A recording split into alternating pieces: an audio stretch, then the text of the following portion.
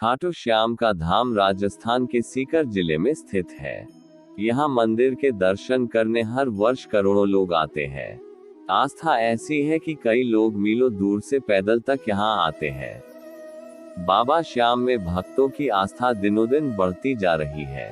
किसी जमाने में यहाँ पर केवल फाल्गुन माह की शुक्ल पक्ष की एकादशी को ही सैकड़ों श्याम भक्त आकर भजन कीर्तन करते थे। बाद में फाल्गुन का लक्खी मेला शुरू हुआ।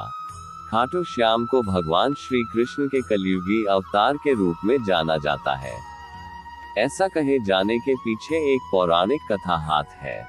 एक बार जब लक्षागृह की घटना के बाद पांडव वन भटक रहे थे, उस समय उनकी मुलाकात हिडिंबा नामक राक्षसी से होती है।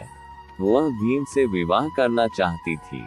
भीम की माता कुंती की आज्ञा से भीम और हिडिंबा का विवाह हुआ। उनको घटोत्कच नामक पुत्र हुआ। घटोत्कच से बर्बरीक का जन्म हुआ, जो अपने पिता से भी शक्तिशाली था। बर्बरीक देवी का बहुत बड़ा भक्त था। देवी के वरदान से बर्बरीक को 3 दिव्य बाण की प्राप्ति हुई, जो बाण अपने लक्ष्य को भेद कर वापस लौट आते थे। इस वजह से वह अजेय हो गया।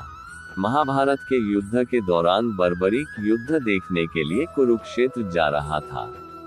श्री कृष्ण जानते थे कि अगर बर्बरीक इस युद्ध में शामिल हो गया तो युद्ध का परिणाम पांडवों के विरुद्ध में होगा।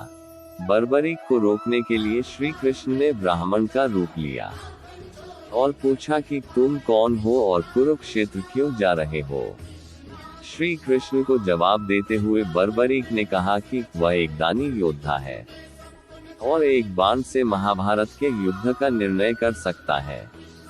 श्री कृष्ण ने उसकी परीक्षा लेनी चाहिए तो उसके एक बाण से पीपल के पेड़ के सारे पत्ते छेद हो गए, लेकिन एक पत्ता श्री कृष्ण के पैर के नीचे था। इस वजह से बाण पैर पर ही ठहर गया। श्री कृष्ण समझ गए थे कि अगर यही युद्ध में शामिल हुआ तो परिणाम पांडवों के विरुद्ध में होगा। इसलिए उसे रोकने के लिए श्री कृष्ण ने कहा कि तुम बड़े पराक्रमी हो, मुझे कुछ दान में नहीं दोगे। तब बर्बरीक ने मांगने को कहा तो श्री कृष्ण ने उसका शीश दान में मांगा। तब बर्बरीक समझ गया कि यह कोई ब्राह्मण नहीं है। तब उसने श्री कृष्ण से वास्तविक परिचय देने को कहा। जब श्री कृष्ण ने उनका वास्तविक परिचय दिया तो बर्बरीक ने खुशी खुशी अपना शीश श्री कृष्ण को दान देने का स्वीकार कर लिया। उसके बाद फाल्गुन शुक्ल द्वादशी को अपना शीश श्री कृष्ण को दान किया। शीश दान करने से पहले बर्बरीक ने युद्ध देखने की इच्छा जताई, तो श्री कृष्ण ने उसके कटे हुए शीश को युद्ध अवलोकन के लिए ऊंचे स्थान पर स्थापित कर दिया। युद्ध जीतने के बाद पांडव विजय का श्रेय लेने के लिए वाद विवाद कर रहे थे। तब श्री कृष्ण ने कहा कि इसका निर्णय बर्बरीक का कटा हुआ शीश करेगा। तब बर्बरीक के कटे हुए शीश ने बताया कि युद्ध में श्री कृष्ण का सुदर्शन चक्र चल रहा था।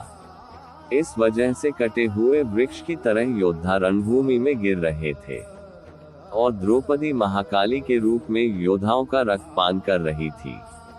और इससे खुश होकर श्री कृष्ण ने बर्बरीक के कटे हुए शीश को वरदान दिया कि तुम कलयुग में मेरे श्याम नाम से पूजे जाओगे। तुम्हारे स्मरण मात्र से भक्तों का कल्याण होगा। स्वप्न दर्शनोपरांत से बाबा श्याम खाटू धाम में स्थित श्याम कुंड में प्रकट हुए। सन 1777 से आज दिन तक बाबा श्याम भक्तों की मनोकामना पूर्ण कर रहे हैं। बाबा की पूजा कैसे करते हैं, वीडियो में बने रहे। सर्वप्रथम आप बाबा श्याम की मूर्ति को साफ सुथरी जगह विराजमान करें। इस जगह आप अगरबत्ती, धूप, घी का दीपक, फूल, पुष्पमाला, कच्चा दूध, भोग सामग्री, प्रसाद ये सब सामान तैयार रख ले। इसके बाद अब श्याम बाबा की फोटो या मूर्ति को पंचामृत या दूध दही से स्नान करवाएं। फिर किसी साफ सुथरे मुलायम कपड़े से जल पोंछकर साफ कर दें। अब आप श्याम बाबा को पुष्पमाला, फूल चढ़ाएं। अब आप घी का दीपक जला दें। फिर बाबा श्याम को धूप अगरबत्ती दिखाएं। अब श्याम बाबा को पहले कच्चा दूध और इसके पश्चात भोग प्रसाद सामग्री चढ़ाएं।